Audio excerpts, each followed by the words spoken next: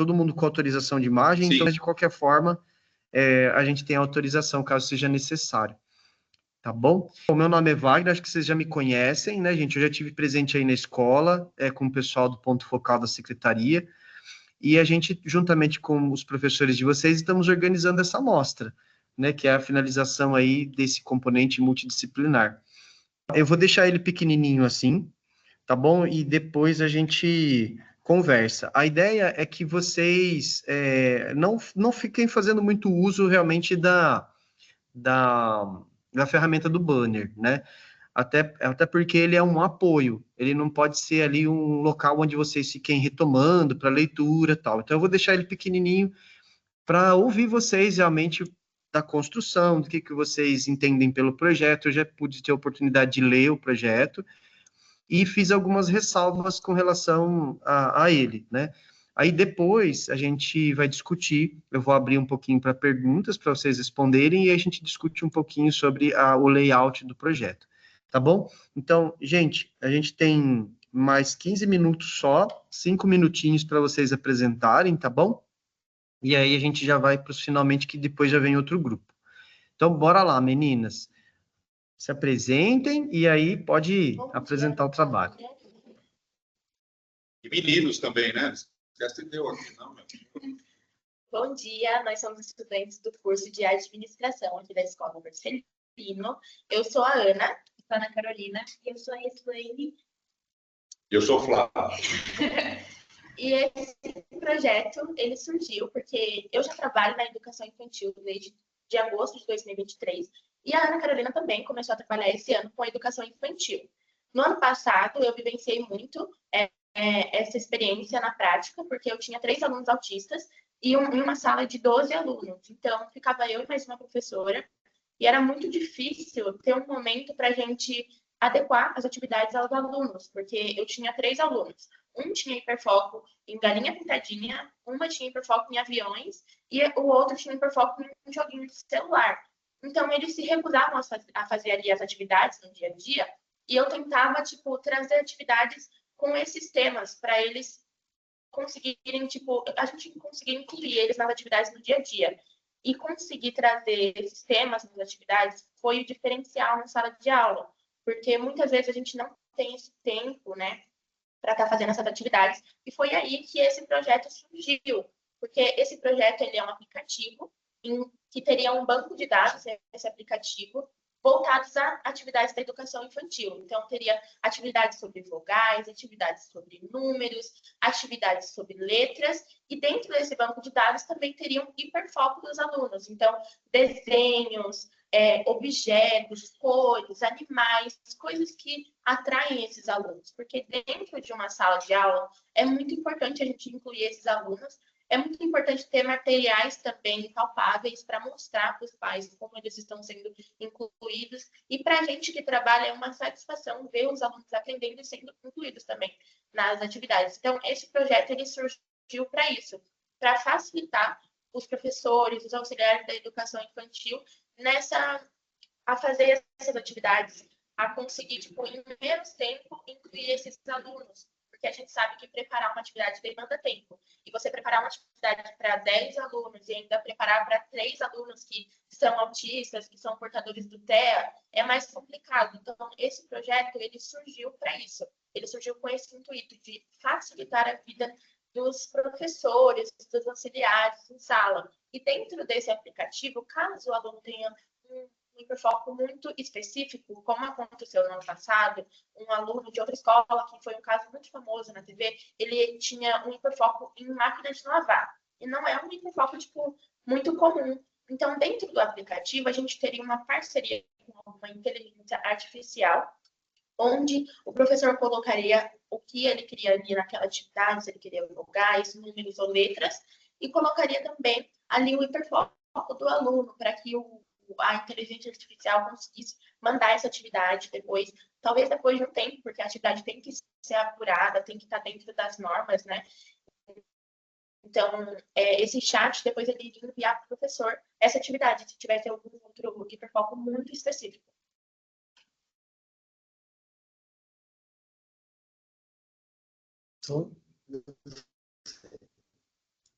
Mais alguma coisa? Alguma consideração, pessoal?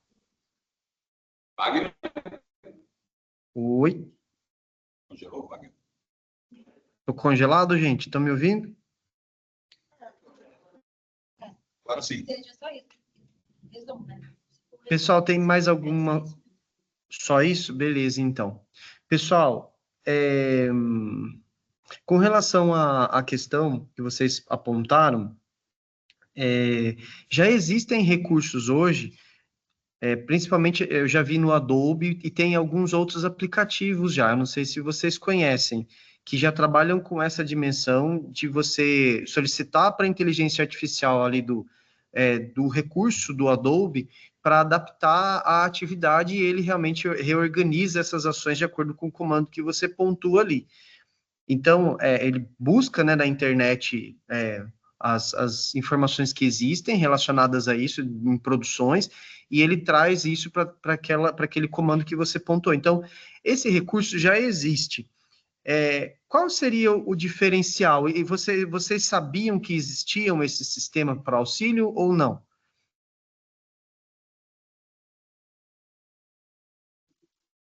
Como a Ana falou, já teria um banco de informações. Então, eu acho que, igual ela falou, é a demanda de tempo, porque você entrar no aplicativo, já ter tudo organizado, você ter esse auxílio de não precisar, você vai pesquisar, você vai ver se está dentro das normas, se está apurado certinho com o seu aluno, eu acho que demanda um tempo bem maior que um professor no dia a dia, facilitaria muito. Tá, então Tem a IA serviria para vocês trabalharem a questão da correção e do envio de atividades, vamos colocar assim, para os alunos ou para o professor. Bom, eu acredito que quando a gente fala das atividades, eu acho que seria importante ter professores que nos auxiliariam também, professores e profissionais específicos na área do TEA, para auxiliar nessa correção das atividades, para ver se está tudo certinho. Que, assim, eu acho que é um grande diferencial, é que, vamos supor que hoje você trabalha numa sala de educação infantil e hoje chega um aluno para você. E essa semana você já tinha o seu planejamento ali na sala de você passar uma atividade das vogais. Só que esse aluno, ele se recusa ao papel, ele gosta muito de um personagem que é a galinha pintadinha.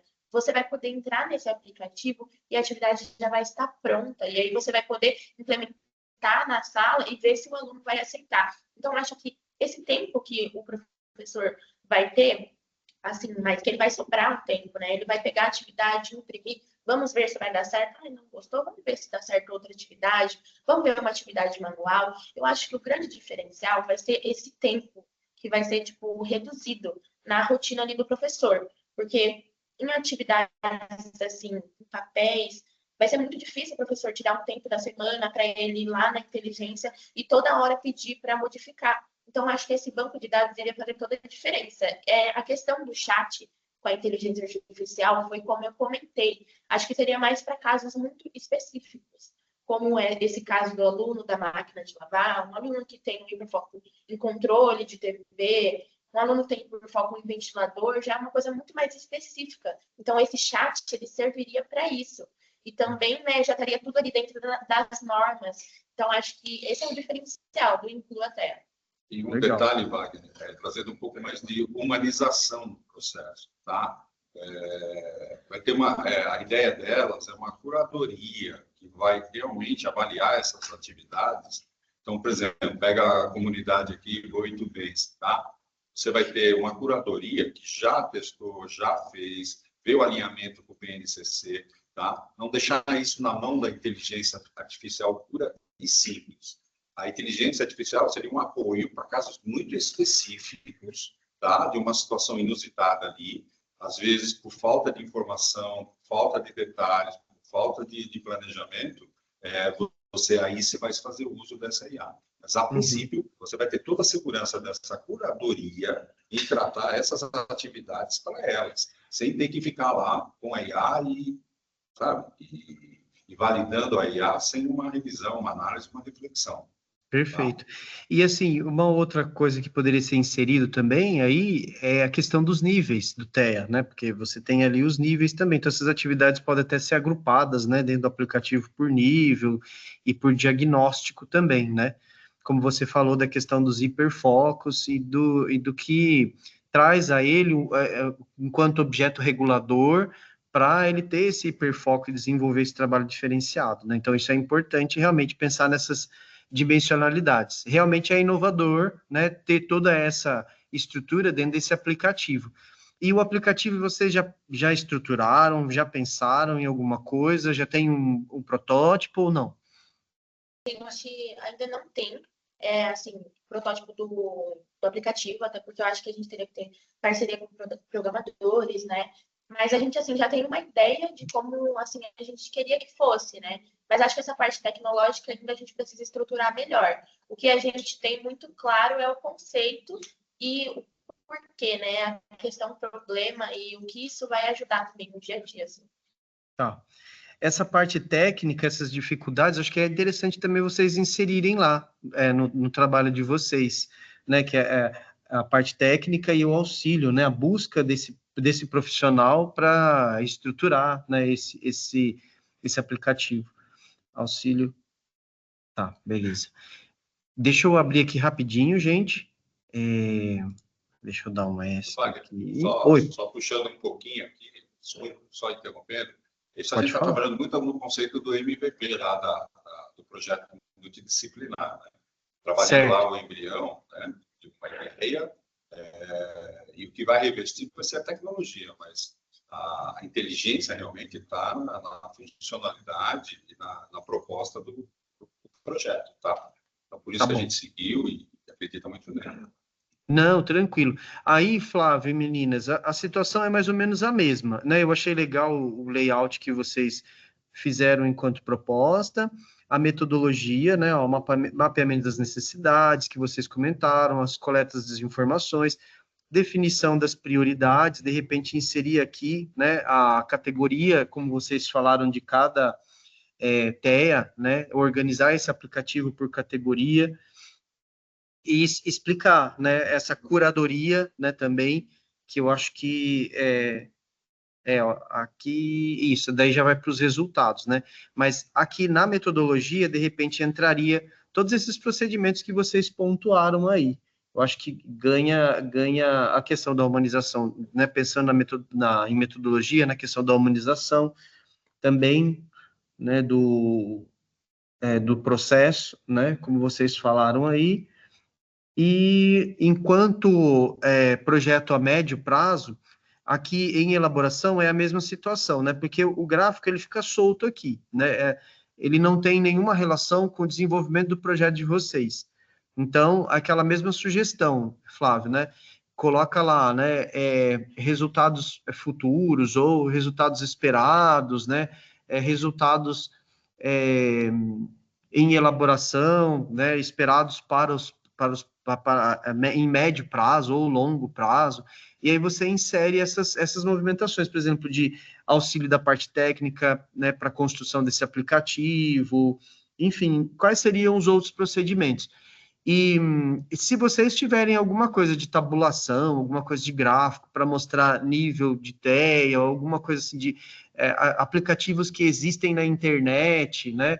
Hoje, qual que é o diferencial desse aplicativo que vocês pretendem inserir? Eu acho que seria legal esse espaço aqui, tá? Para ganhar corpo nessa movimentação. E o referencial teórico que vocês inseriram aqui, garantir na fala de vocês esses referenciais. Não precisa estar no texto, mas que vocês sempre façam essa movimentação com relação ao teórico que vocês estão apresentando ali. Tranquilo, meninas? Alguma dúvida? Flávio? Ah, da minha parte, ok. Tranquilo, meninas? Ah, posso? Posso? Não, vocês falam, eu vou falar. Eu falo? Não, porque elas queriam, no dia do evento, caracterizar essa situação, chamar a atenção para essa dificuldade na educação infantil, né?